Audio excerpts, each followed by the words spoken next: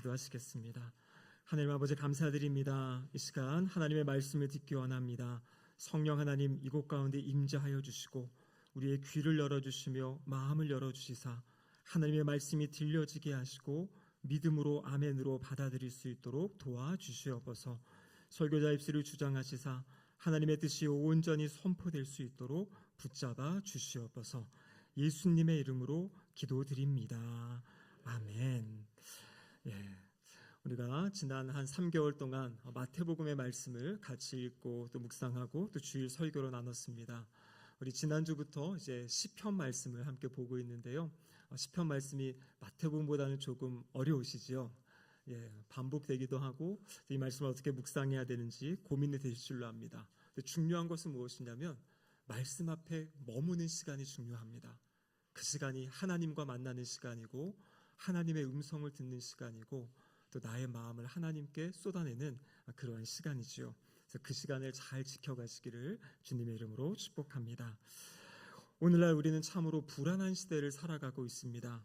우리 세계 곳곳에서 들리는 이 전쟁의 소식들, 또 예측하기 어려운 이런 국제 정세, 또 우리 국내에 흔들리는 이 경제의 모습들, 또 요즘에 이 AI, 인공지능 시대가 이 급속도로 세상을 변화시키고 있습니다.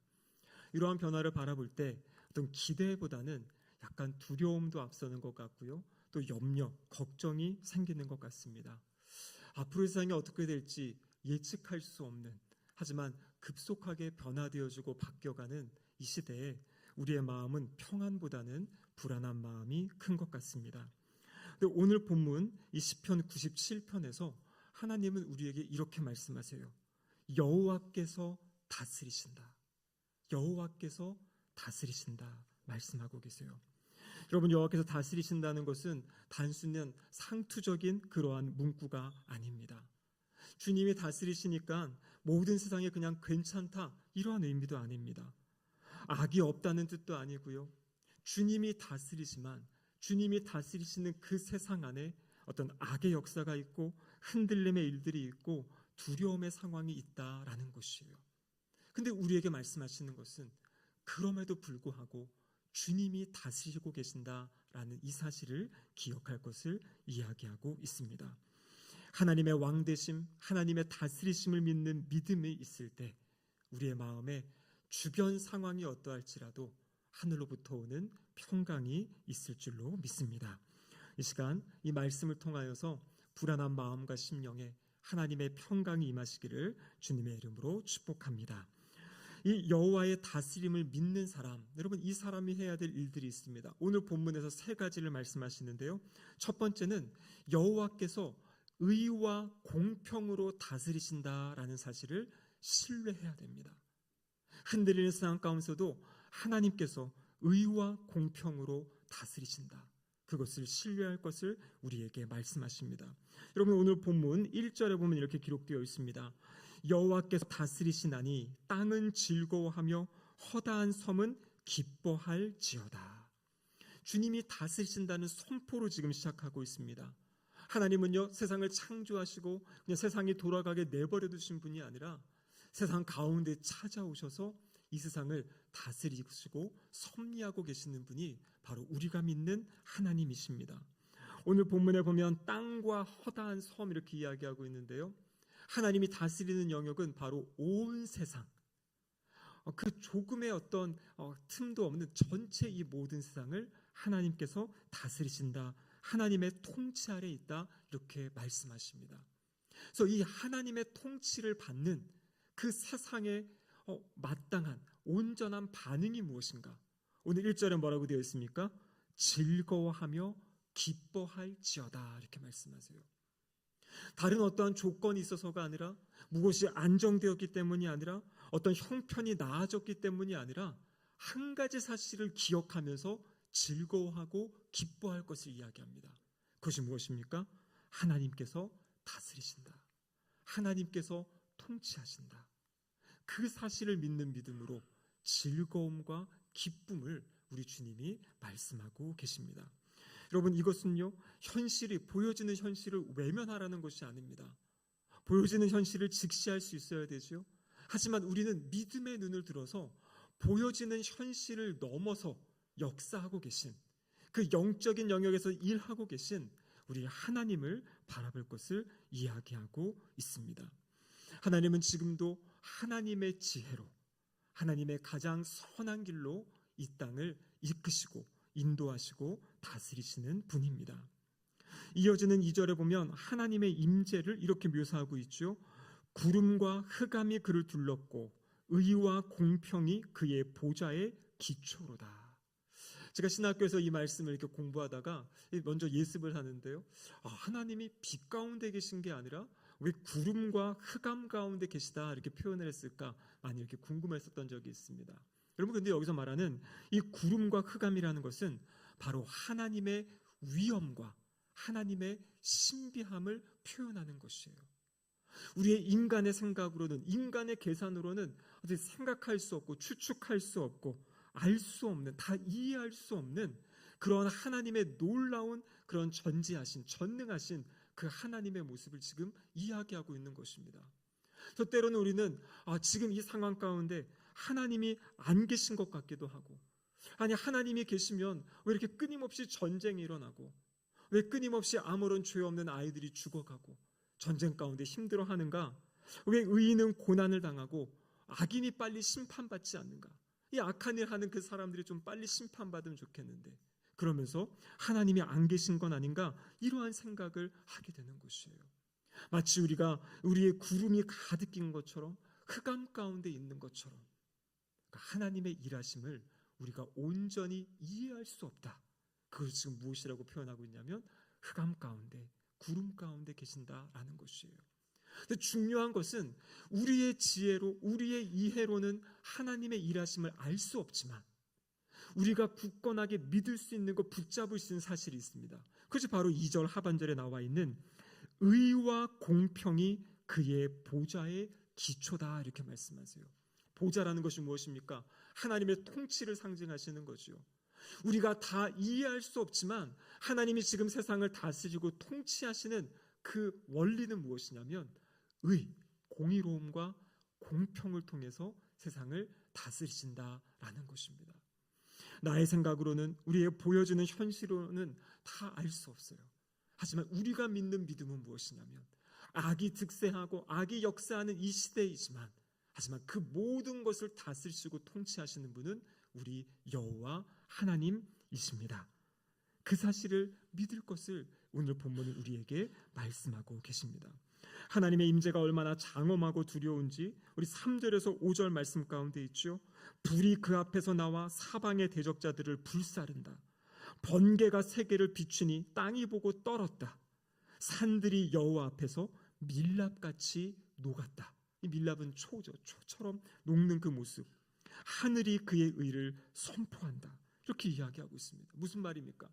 우리가 눈에 보일 때 가장 완벽한 것 같고 안전한 것 같고 그 모든 것도 하나님의 역사하심 가운데 그 모든 것이 흔들릴 수 있고 무너질 수 있다는 것을 말씀하고 계세요. 그러니까 하나님의 능력이, 하나님의 주권이 이 모든 것을 다스리고 통치하신다는 것을 이 말씀을 통해서 가르쳐주고 계신 겁니다. 여러분, 오늘날 우리를 짓누르고 있는 여러 가지 문제들이 있죠. 각 개인마다 여러 가지 사정이 있습니다. 우리 가정마다 문제 없는 가정 없어요. 다 걱정거리가 있고 기도 제목들이 있습니다. 교회도 마찬가지지요. 직면한 이 시대의 현실 가운데 앞으로 교회도 어떻게 세워져 가야 될지 참 많은 기도가 필요한 시점입니다. 이 어지러운 세상 가운데 어떻게 우리가 이 땅을 살아내야 될지, 특별히 우리의 다음 세대가 살아갈 이 세상 더욱더 걱정이 되기도 하고 불안하기도 합니다. 하지만 여러분, 중요한 것은 무엇이냐면 하나님이 함께 하시니까 아무 일이 없다라는 그런 단순한 어떤 낙관이 아니라 하나님께서 이 모든 것을 다스리시고 통치하시기에 하나님이 선하게 일하실 것이다. 하나님이 역사하실 것이다. 이 문제보다 우리 하나님이 크시다라는 그 믿음, 그 신뢰를 가지고 살아갈 것을 우리에게 말씀하고 계십니다.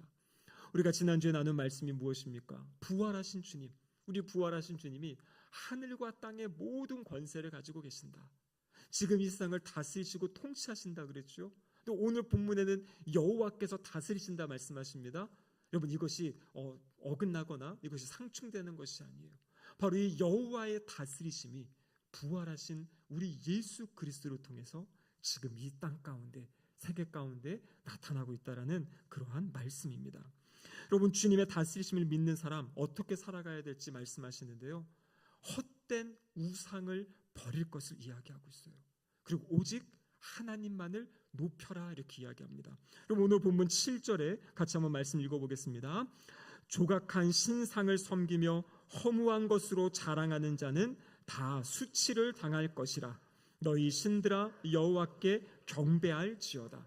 여러분, 하나님의 임재하심이 있을 때, 하나님의 다스림의 역사가 나타날 때, 지금까지 사람들이 붙잡고 있던 오늘 본문의 조각한 신상, 허무한 것들, 이 허무한 것들은 성경 아래 각주 보면 우상들 이렇게 표현하고 있습니다. 사람들이 붙잡고 살아가는 그 모든 것이, 그것이 정말 흔들리는 것이고 불안정한 것이라는 것이 드러난다라는 것이에요. 하나님의 임재가 임할 때 사람들이 자기가 믿고 의지하고 신뢰했던 것이 얼마나 헛된 것인지, 그것이 아무런 가치 없는 것인지가 드러날 것이다, 이렇게 말씀하고 계시는 거죠. 여러분, 오늘날도 눈에 보이는 우상을 섬기는 사람들도 있습니다. 어떤 불상을 갖다 온다든지 어떤 이 형상을 갖다 놓고 거기에 절을 하기도 하고요, 자신의 가족의 어떤 평안을 빌기도 하고, 그런 모습들이 있어요. 여러분, 그것보다 오늘날은 더 세련되고 교묘한 그런 우상들이 있습니다. 사실 하나님이 잘 다스리라고, 우리의 삶을 잘 누리라고 주신 것들이 어느덧 우리에게 우상이 되어버리는 것들이 있다라는 것이에요. 무엇이 그런 것이겠습니까? 바로 물질이 그런 것이고요, 안정, 통제력, 어떤 우리의 자녀들, 어떤 건강, 인정, 계획, 체면, 이 모든 것이 우상이 될 수 있다는 것이에요. 하나님은 건강을 가지고 하나님 주신 뜻을 위해 살라고 하는데요, 어떤 분들을 보면 건강 자체가 목적이에요. 하루의 모든 일상에 내가 오늘 하루 어떻게 하면 건강하게 살지, 사는 자체가 목적이에요. 여러분, 하나님이 임하시면요, 그 모든 헛된 것들이 바뀌게 되는 것이에요. 그것은 하나의 도구이고 수단입니다. 하나님이 맡기신 일을 하기 위해서 건강이 필요한 것이고, 물질이 필요한 것이고, 나의 삶의 평안이 필요한 것이죠. 그래서 우리가 먼저 그의 나라와 그의 의를 구하는 삶을 사는 것, 하나님이 우리 가운데 임하실 때 우리 안에 있던 모든 헛된 것들이 다 사라지게 되고요, 우리의 삶의 가치가 완전히 반전되어지고 역전되어지는 그러한 역사가 있다라고 말씀하고 계십니다. 그래서 여러분, 하나님이 다스리신다는 것을 믿는 사람은 어떤 사람이냐면요, 헛된 우상을 내어버리고 그 하나님께 온전히 순종하는 삶을 사는 것, 그것이 바로 하나님이 다스리신다라는 것을 믿는 사람의 삶의 모습이에요. 8절에 보면요, 하나님이 심판하시는 그 모습을 보고서 주님의 자녀들이 기뻐하고 즐거워한다, 이렇게 되어 있습니다. 성도가 기뻐하고 즐거워하는 근거가 무엇입니까? 하나님이 높임을 받으실 때, 거짓된 것들이 다 무너져 내리는 모습, 하나님의 본래 창조의 질서가 회복되어질 때 우리가 기뻐하며 즐거워하며 살아갈 수 있는 것이죠. 그래서 오늘 본문 9절에 보면 여호와여, 주는 온 땅 위에 지존하시고 모든 신들보다 위에 계시니이다. 여러분, 우리가 하나님을 알고 하나님을 믿고 하나님의 자녀가 되었다면요, 흔들리는 세상 가운데서도, 불안한 세상 가운데서도 용기를 잃지 마시기 바랍니다. 여러분, 그 모든 불안함을 주님께로 가져가세요. 아무도 미래를 예측할 수 없습니다. 미래학자들도 다 예측할 수 없어요. 하지만 하나님의 손에 과거와 현재와 미래의 모든 것이 있습니다. 여러분, 불안한 시대에 우리의 마음에 안정을 주는 것, 평안을 주는 것은 무엇이냐면 바로 하나님의 음성이에요. 하나님이 나와 함께 하시기에, 이 모든 상황을 아시고 이 모든 상황을 다스리시는 분이 나의 아버지시기에, 여러분, 그분을 믿는 믿음 때문에 우리의 마음과 우리의 심령이 평안할 수 있다라고 말씀하고 계십니다. 우리의 미래의 모든 것을 붙드시는 분. 여러분, 그리고 우리는요, 우리의 궁극적인 미래는 다 보장되어 있는 사람들 아닙니까?